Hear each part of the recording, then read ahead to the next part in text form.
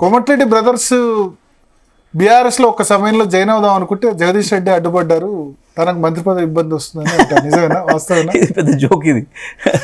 ఎందుకంటే ఇప్పుడు 2017-18 ఆ టర్మ్లో వాళ్ళు వచ్చినా రాకున్నా నా మంత్రి పదవితో పెద్ద ఇబ్బంది ఏం లేదు. నేను మంత్రి పదవి కావాలని పెద్ద దాని వెంటబడి పోలే, వాళ్ళలాగా ఆయాసులు పట్టుకుని దాని వెనకాల పోలే నన్ను లవ్ చేస్తావా చేయవని మంత్రి పదవి అనేది. నేను చాలా మంత్రి పదవి అనేది కేసీఆర్ ఇచ్చిన ఒక బాధ్యతగా చూసిన తప్ప అదేదో పదవి విధం పట్టుకొని ఎలాడాలని నేనేనాడు అనుకోలేదు.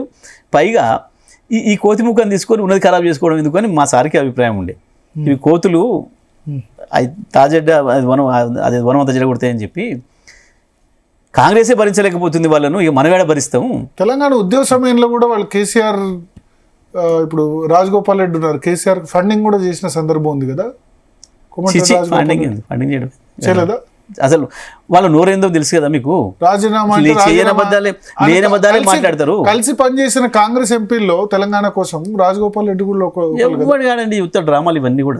వెంకటరెడ్డి రాజీనామా రాజీనామా చేశారు. వెంకటరెడ్డి ఎవరు తెలంగాణ కోసం కిరణ్ కుమార్ పీకేసి ఉత్తమ్కి ఇస్తామని నిర్ణయించుకున్న తర్వాత ఓ నాటకం దుబ్బి వచ్చి ఆడ కూర్చొని 2 రోజులు సాటంగా లోపడంగా దాక్కుంటా డ్రామా చేసిండు. కానీ ఇంకా తెలియదా ఉత్తమ్ ఈయన పీకేసి ఉత్తమ్ నీయాల నిర్ణయించుకోండి ముందే కిరణ్ పీకేసి ఇజ్జత్ పోతుందని చెప్పి ఒక డ్రామా కట్టేసేసి ఆ ముందు రోజు తెలంగాణ ఉద్యమకారులు చెప్పులేసారు ఈయన మీద.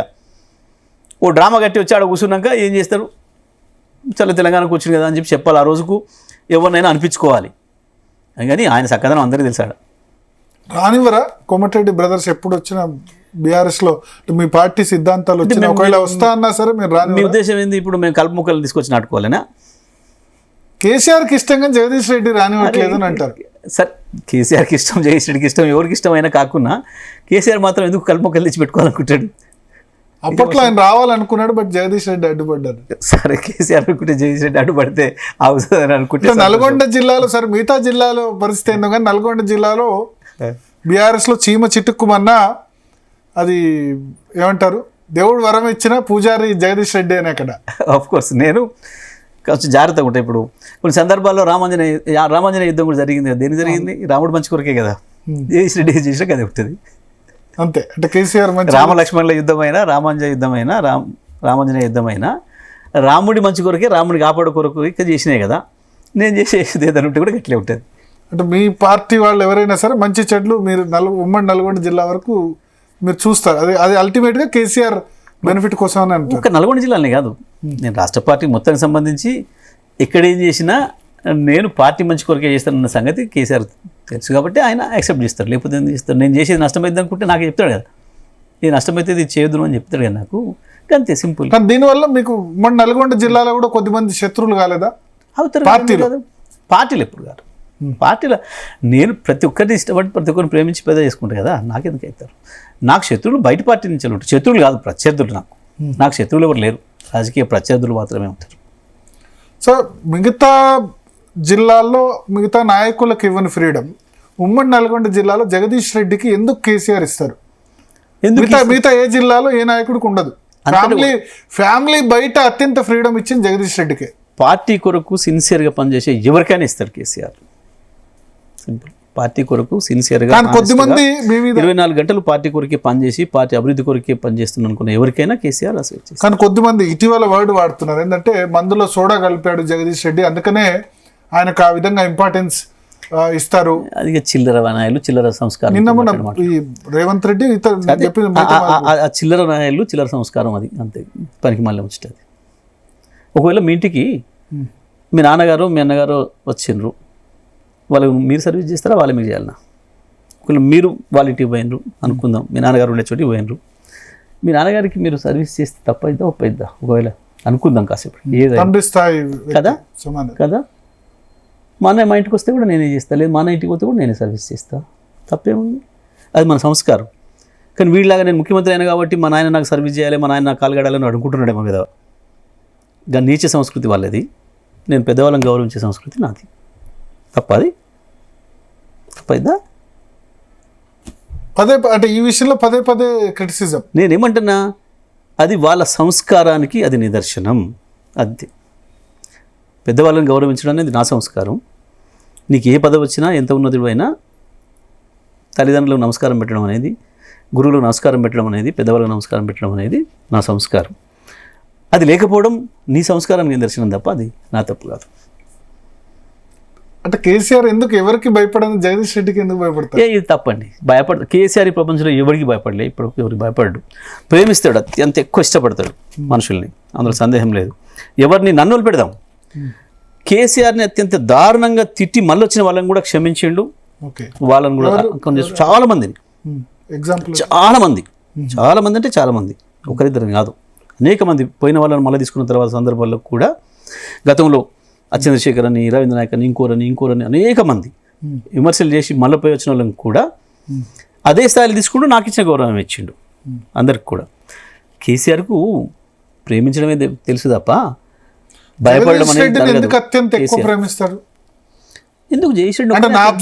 పార్టీలో ఉండే ప్రతి మిగతా ఏ జిల్లాలో ఏ నాయకుడికి అంత ఫ్రీడమ్ ఉండదు. బట్ జగదీష్ రెడ్డి చెప్తేనే అక్కడ ఉమ్మడి నల్గొండ జిల్లా వరకు ఎమ్మెల్యే టికెట్లు అయినా, ఎందుకు ఉమ్మడి నల్గొండ జిల్లా రాజ్యసభ సీట్ కూడా ఇప్పించారు బడుగు లింగయ్య యాదవ్. నేను ఏమంటున్నా, ఉమ్మడి నల్గొండ జిల్లాని ఎందుకు అనుకుంటున్నారు? అనేక నిర్ణయాలలో కూడా నన్ను గౌరవిస్తాడు, నా మటుకు విలువిస్తాడు, అది సందేహం లేదు. తప్పేముంది? అది పార్టీ కొరకు ఉపయోగపడుతుంది అనుకున్నప్పుడు ఇస్తారు, పార్టీకి నష్టం జరుగుతుంది అనుకున్నప్పుడు చెప్తారు. సింపుల్. నాకు అనేక విషయాలు చెప్పిండ్రు. చాలా విషయాలలో నా మేనరిజంతో మొదలు పెడితే ప్రతి విషయంలో నాకు సలహాలు ఇస్తారు, నాకు చెప్తారు, డైరెక్షన్ ఇస్తారు, దాంట్లో పనిచేస్తారు. మిమ్మల్ని కరెక్ట్ చేసే సందర్భాలు అనేకం. నేను ఒకటే చెప్తా సింపుల్గా మీకు. నాకు మొదటిది, నేను పెళ్లి చేసుకోవడానికి కారణం ఆయన వారు ఇచ్చిన సలహా. ఓకే. నేను వచ్చినప్పుడు నన్ను అడిగిండు, నువ్వు హైదరాబాద్లో ఉండగలుగుతావా, మరి ఎట్లా నాకు తోడు ఉండాలి ఇక్కడ. పార్టీ పెట్టిన నెల రోజులకి. ఓకే, 2001లో. అప్పుడు పెళ్లి కాలే మీకు? కాలే. మీరు నన్ను సురాపేట నుంచి అర్జెంట్ రమ్మని చెప్పి, ఎట్లా మీరు ఇక్కడ ఉండాలి. అంతకుముందు 2-3 సందర్భాల్లో చర్చలు అవుతున్నప్పుడు, చర్చల క్రమంలో నేను కూర్చొని వారితో 2 గంటలు 3 గంటలు మాట్లాడిన సందర్భంలో వారు అబ్జర్వ్ చేశారు నన్ను ఒకసారి అర్జెంటుగా సూర్యాపేట నుంచి రమ్మని చెప్పి, తుగతుర్తి నుంచి, మీకు హైదరాబాద్లో ఉండే అవకాశం ఉందా, కొంచెం నాకు తోడుగా ఉండాలి, మనం పాలసీస్ చేయాలంటే డిస్కషన్స్ చేసుకోవాలి కదా, మరి ఎట్లా, మరి ఒకరిని ఎట్లా చేస్తాను నేను, అయితే ఉంటానే, నాకేం లేదు ఇబ్బంది అంటే, మరి ఎట్లా, మరి ఫ్యామిలీని షిఫ్ట్ చేస్తావా అన్నాడు. అంటే తెలంగాణ అంతా నా ఫ్యామిలీ అని నవ్వుకుంటా. అదేంది అన్నాడు. నేను ఇంకా బ్యాచిలర్ని అన్నా. ఇక్కడ ఉండొచ్చా, ఇక్కడ ఉంటే ఇంక ఉందా మరి అవకాశం ఉందంటే, అన్నయ్య వాళ్ళు ఉన్నారు, అన్నయ్య వాళ్ళతో ఉండొచ్చు నేను చెప్పిన. ఒక 10 రోజుల తర్వాత కూర్చున్నాక, అవును రెడ్డి గారు మీరు ఎందుకు పెళ్లి చేసుకోలేదు నాకు తెలియదు, కానీ పెళ్ళి కాకుండా మనిషి జీవితం పరిపూర్ణం కాదేమో అన్నాడు. సింపుల్. వెంటనే పోయినా మా అమ్మ చెప్పేసి, అమ్మ నీ కోరిక శాంక్షన్ చేసేస్తున్నా, అమ్మాయిని చూడు పెళ్లి చేసేసుకుంటాను. అప్పటికి మా అమ్మ చాలా దీక్షలు చేస్తుంది నా మీద, నేరా దీక్షలు చేస్తుంది, నువ్వు పెళ్లి చేసుకోవట్లేదు చెప్పేసి నేను చేసుకున్నా. సింపుల్. రెండవది, ఇట్లా మాట్లాడుతున్నాం, చర్చ చేస్తున్నాం, చేసినప్పుడు నేను స్పీడ్గా మాట్లాడేసేసిన. ఇప్పుడు మీరు ప్రశ్న అడుగుతున్నప్పుడు కూడా నేను కొంచెం ఫాస్ట్ సమాధానం చెప్తాను చూడండి, ప్రశ్న అయిపోకముందు కొద్దిసేపు విని, ఇప్పుడు నువ్వు ఎందుకు మాట్లాడినా చెప్పు అన్నాడు. నాకు 5 నిమిషం అర్థం కాలే ప్రశ్న. ఇప్పుడు నువ్వు నీ మనసులో ఉన్న భావం ఏదో నాకు తెలియజేయడం కొరకు కదా నువ్వు మాట్లాడింది. మాట అనేది కమ్యూనికేషన్ కదా. మరి ఇప్పుడు నేను ఏం చెప్పదలుచుకున్నా మొత్తం వినకుండానే నువ్వు మాట్లాడేసిస్తే, నాది అర్థం కాకముందే నువ్వు మాట్లాడడం ఒక మిస్టేక్ అయితే, నువ్వు చెప్పింది నాకు అర్థం కాకపోవడం ఇంకో మిస్టేక్ అయితే కదా, 2 అవుతాయి కదా. అందుకని చెప్పి అవతల వాళ్ళు చెప్పింది మొత్తం విని ఆలోచించి, దాన్ని ఆకలింపు చేసుకొని ఆలోచించి మాట్లాడితే మంచిగా వస్తాయి సమాధానాలు అని చెప్పి, ఒక పని చేయి నువ్వు. డాక్టర్ ఇరువెంటి కృష్ణమూర్తి రాసిన భూషణం వాగ్భూషణం అని చెప్పి ఒక పుస్తకం ఉంటుంది, అది తెచ్చి చదువుకును అన్నారు. బస్ అప్పటి నుంచి ఇక మళ్ళీ ఎప్పుడు మళ్ళీ మాట అనిపించుకునే సందర్భం రాకుండా పనిచేసిన. అట్లా శాసనసభకు వచ్చిన తర్వాత ప్రారంభంలో కొంతమంది ఎమ్మెల్యేలు, ప్రతిపక్ష ఎమ్మెల్యేలు ప్రశ్నలు అడుగుతున్నారు. నేను యథాలాపంగా ఉద్యమ సందర్భంలో చేసినట్లు లేచి నేను ఏదో దాడి చేస్తున్నా, మాట్లాడుతున్నా. వాళ్ళ ప్రశ్నలకి నేను మళ్ళీ ప్రశ్నలు ఇస్తున్నా. తర్వాత ఇంటికి వెనక చెప్పిండ్రు నైట్, నువ్వు ఇంకా ఉద్యమకారుని కావు, నువ్వు అవతల ప్రతిపక్షంలో లేవు, నువ్వు చేయాల్సిన ప్రదేశంలో కూర్చున్నావు, నువ్వు ఇప్పుడు నీ పాత్ర మారింది, క్వశ్చన్ చేయడం అనేది వాళ్ళ బాధ్యత, ఆన్సర్ చెప్పడం అనేది నీ బాధ్యత, నువ్వు వాళ్ళని క్వశ్చన్ చేయొద్దు, అధికారంలో ఉన్నప్పుడు ప్రతిదానికి మనం బాధ్యత వహించాల్సి ఉంటుంది, అట్లా ఉండాలి ఆన్సర్ అని చెప్పి మళ్ళీ ఎప్పుడు నేను మళ్ళీ రిపీట్ చేసుకోలేదు. అంటే అట్లా అనేక ఉంటాయి, ఇంకా చాలా అంటే చాలా ఉన్నాయి. చాలా సందర్భాలు మిమ్మల్ని కరెక్ట్ చేశారు. డెఫినెట్ కదా. అంతకుముందు నాకు లేదు, రాజకీయ అనుభవం లేదు. అంటే అట్లా అనేక ఉంటాయి. గంత ఆరోగ్యవంతంగా ఉంటుంది మా మధ్యన ఉండే చర్చ. ఈ చిల్లరగాడు మాట్లాడినట్టు, ఈ కుసంస్కారాలు మాట్లాడిన పద్ధతిలో ఉండవు మాయి. అనేక సందర్భాల్లో నేనే కాదు, భోజనం చేసేటప్పుడు కూర్చుంటే వారే స్వయంగా వడ్డిస్తుంటారు అందరికి. అవును, తిను అని పెడతారు. దాన్ని తక్కువ తింటాడు, ముఖ్య పెడుతుంటాడు. మరి అది ఏమన్నా తప్ప? అది మనకేమైనా గర్వమా, గొప్పనా? అది ఆయన సంస్కారం నిదర్శనం. ఆయన గొప్పతనం ఆయన చూసి మేము నేర్చుకున్నాం. ఆయన నుంచి చూసి మేము నేర్చుకుని మా దగ్గరికి వచ్చినప్పుడు మేము సర్వీస్ చేస్తాం. వీళ్ళకి అర్థం కావు. వీళ్ళు కేసీఆర్ని అర్థం చేసుకునే స్థాయి వాళ్ళు కాదు వీళ్ళు. అది మన దురదృష్టం. కేసీఆర్ ప్లేస్లో వచ్చి గాలి కూర్చోవడం అనేది ఈ రాష్ట్రం యొక్క దురదృష్టం. ఇంత కుసంస్కారాలు ఆయన హైట్స్ వీళ్ళు ఎప్పటికీ అందుకోలేరు. మీడియాను ప్రత్యేకంగా విమర్శిస్తున్నారు. మీరు కన్ఫ్యూజ్ కాకండి. స్లాటర్ హౌసెస్ అది మీరు కన్ఫ్యూజ్ కాకండి. అస్సలే నేను మాట్లాడుతున్నది స్లాటర్ హౌస్ల గురించి, మీడియా గురించి కాదు. నేను మీడియా, నాకు ఎప్పుడైనా మీడియా పట్ల గౌరవం ఉంది. దాడి కూడా చేస్తామన్నారు. ఇంకా అసలు మొన్న జరిగిన దాడి కాదు, ఇంకా పెద్ద దాడి అన్నారు. స్లాటర్ హౌసెస్ మీద ఉంటాయని చెప్పిన కదా, అందులో సందేహం లేదు. స్లాటర్ హౌసెస్ మీద ఉంటాయి. స్లాటర్ హౌసెస్ నిర్మూలించాలి తప్పకుండా. అంటే స్లాటర్ హౌస్ అంటే మీ దృష్టిలో వధశాలలు. ఇప్పుడు మనం ప్రస్తుతానికి పశువుల్ని వధించే వాటినేమో వధశాలలు, స్లాటర్ హౌసెస్ అంటున్నాం కదా భౌతికంగా. కానీ మనుషుల క్యారెక్టర్లను మీద మసిబూసి బదనం చేసి, లేని వేసి, తమ్నైల్స్ పెట్టి, ఇష్టం వచ్చిన పద్ధతుల్లో వాగి, ఇష్టం వచ్చిన పద్ధతుల్లో రాసి, లేనివి రాసి చేస్తున్నది ఏదైతే క్యారెక్టర్ హననం చేస్తున్నారో, ఖైమా కొట్టే పద్ధతుల్లో పనిచేస్తున్నాయో ఇవి ఈ రకమైన స్లాటర్ హౌసెస్. బీఆర్ఎస్ డబ్బా కొడితేనే అది కరెక్ట్ మీడియానా? నేను ఇప్పుడు మిమ్మల్ని డబ్బా కొట్టమని అడిగినా మీరేం డబ్బా కొడతలేరు మాకు. మరి మిమ్మల్ని ఏమనలేదు నేను. మీరు డబ్బా కొట్టారా నాకు? మిమ్మల్ని ఎందుకంటే నేను స్లాటర్ హౌస్ లిస్టులా మీరు ఎందుకు భుజాలు దడుకోవట్లేరు? నేను స్లాటర్ హౌసెస్ అనగానే ఎక్కడెక్కడ ఉన్న వాళ్ళు భుజాలు దడుకున్నారు. ఎవరు దడుకున్నారు? ఆ స్లాటర్ హౌస్ నడుపుతున్న వాడే భుజాలు దడుకున్నాడు.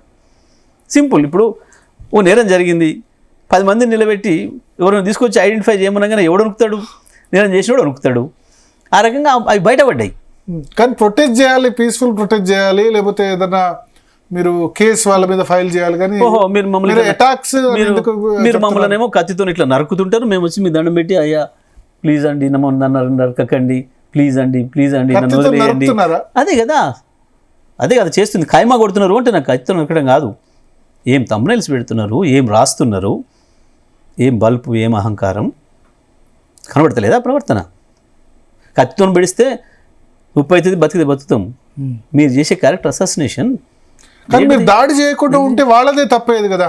ఎవరన్నారండి తప్పు వాళ్ళ వైపు ఉండేది. అసలు ఇక్కడ దాడి మొదలే కాలేదంటే మళ్ళీ మీరు దాడి అంటారండి. అటెంప్ట్ మర్డర్ కేసు కూడా పెట్టొచ్చు. మీ మీద కూడా పట్టుకుపోయి పెట్టొచ్చు. ఇప్పుడు మీ మీద కూడా పెట్టొచ్చు. మీ వాళ్ళ మీద అటెంప్ట్ మర్డర్ నేను ఏమంటున్నా, మీ మీద కూడా పట్టుకుపోయి పెట్టొచ్చు. ఇవాళ అట్లా నడుస్తుంది. పోలీసులు గారకంగా పనిచేస్తున్నారు ఈ ప్రభుత్వానికి. ఉందా నిజంగా అటెంప్ట్ మర్డర్ జరిగిందా? ఇంకోటి చెప్తున్నాను. ఒక అమ్మాయి ఇంట్లో ఉన్న అమ్మాయి ఇప్పుడు ఏదైనా జరిగితే కొట్టుకుంటే మీరు నేను మన ఇద్దరి మీద ఉండాలి. ఇంటికి పోయి మనం ఆడవాళ్ళ మీద కేసు పెట్టమంటే ఈ కేసులు ఏమనుకోవాలి? సాక్ష్యాలు ట్యాంపరింగ్ కేసు పెట్టామని చెప్పారు. ఏం ట్యాంపరింగ్? ఎక్కడ సాక్ష్యం? ఈ పిల్లగాన్ని ఇక్కడనే అరెస్ట్ చేసినావు. ఇప్పుడు మీ ఫోన్ మీ దగ్గర ఉంటుందా, మీ ఇంట్లో ఉంటుందా? ఇంట్లో ఉందట ఫోన్. మీ ఫోన్ ఇంట్లో ఉంటుందా? నిన్న జూబ్లీ హిల్స్ పోలీసులు ఇచ్చిన క్లారిఫికేషన్ చెప్తున్నా. హత్యాయత్నం కేసు పెట్టలేదు, ఫోన్ వాళ్ళ ఇంట్లో ఉండి ఆమె ఫోన్ డాటా డిలీట్ చేసే ప్రయత్నం చేసింది. మీరు వీడి ఫోన్ దొరికిందా? ఫోన్ దొరకకుండా డిలీట్ అని ఎట్లా మాట్లాడతాను? ఇక్కడ మళ్ళీ ఒకసారి తప్పు చేస్తున్నారు పోలీసు వాళ్ళు. ఫోనే నువ్వు రికవర్ చేయాలి. నువ్వు ఫోన్ ఎందుకు ఇవ్వాలి? మీ ఫోన్ ఇస్తారా? అయ్యి నాకు మీ ఫోన్ నాకు మీ ఫోన్ నాకు ఒక పూట ఇవ్వండి. అంటే ఏదైనా క్రైమ్ ఇవ్వండి అంటున్నా నేను. మీ ఫోన్ నాకు ఒక రోజు ఇవ్వండి. ఒక రోజు నాకు ఒక రోజు నాకు ఇవ్వండి. అసలు మీ ఫోన్ అడిగే హక్కు నాకు ఎక్కడిది? పోలీసుడికి ఎక్కడిది? ఫోన్కు దానికి ఏం సంబంధం? ఇంకొకటి, మీ ఫోన్కు మీరు బాధ్యులు, మీ ఇంట్లో మీ వైఫ్ ఎట్లా బాధ్యురాలు అవుతుంది? మీరు ఎక్కడ చేసిర్రు, మీరు నన్ను తిట్టిండ్రు, లేదా మీరు నన్ను కొట్టిండ్రు, ఏదో జరిగి దీనికి మీ ఇంట్లో మీ వైఫ్ స్టార్ట్ చేసిందే బీఆర్ఎస్ అంటున్నారు. అంతకుముందు లేదు, 10 ఏళ్ల హయాంలో చాలా మిస్యూజ్ చేశారు పోలీసులు. ఒక్కరోజు 10 కేసులు పెట్టించారు. కేసులు పెట్టించారు. ఒక్క కేసు పెట్టించిన సంఘటన చూపిస్తారా 10 ఏళ్లలో? ఒక్కటంటే ఒక్కటి. మీరు నేరం చేస్తే తప్ప. పిసిసి ప్రెసిడెంట్ అంతకుముందు ఈయనకంటే ముందు ఉత్తమ్ ఉన్నాడు. ఒక్క కేసు అయింది ఉత్తమ్ మీద? కాలే కదా. వర్కింగ్ ప్రెసిడెంట్లు 5 మంది ఉన్నారు, ఒక్కరి మీద ఒక కేసు అయిందా? కాలే కదా. బీజేపీ ప్రెసిడెంట్ ఉన్నాడు కిషన్ రెడ్డి, అయిందా? కాలే కదా. సంజయ్ మీద అయినాయి, రేవంత్ వాడు నేరం చేస్తే వాడి మీద అయింది. రేవంత్ రెడ్డి సంజయ్ ఏం నేరం చేశారు? చేస్తేనే కదా, ఏ నేరం చేసిరో అదే పెట్టారు కదా. నేరం చేయకుండా పెట్టారు ఎక్కడన్నా? ఎందుకు మిగతా వాళ్ళ మీద ఎందుకు పెట్టలే మరి? మిగతా వాళ్ళంతా ఆలోచనరా? వాళ్ళంతా మీకు ఫ్రెండ్లీ అంటారు. అది కిషన్ రెడ్డి మా ఫ్రెండ్ అంటారు. ఇప్పుడు కాంగ్రెస్లో ఉన్న మొత్తం రేవంత్ రెడ్డి తప్ప మిగతా వాళ్ళంతా మా ఫ్రెండ్స్ చెప్పండి. ఎవరు బట్టి విక్రమార్క కావచ్చు, శ్రీధర్ బాబు కావచ్చు, వెంకరెడ్డి కావచ్చు, ఉత్తమ్ కుమార్ రెడ్డి కావచ్చు, ఇంకో జగ్గారెడ్డి కావచ్చు, ఇంకోరు వీళ్ళంతా దామోదర్ నరసింహ కావచ్చు, అందరు మా ఫ్రెండ్స్ అన్నట్ట. వెంకటరెడ్డి కాకుండా మిగతా వాళ్ళంతా మీ ఫ్రెండ్స్ అని అన్నట్ట. వాళ్ళని ఎందుకు పెట్టలేదు? వెంకరెడ్డిని కూడా పెట్టలేదు మేము కేసు అన్నట్టు కూడా.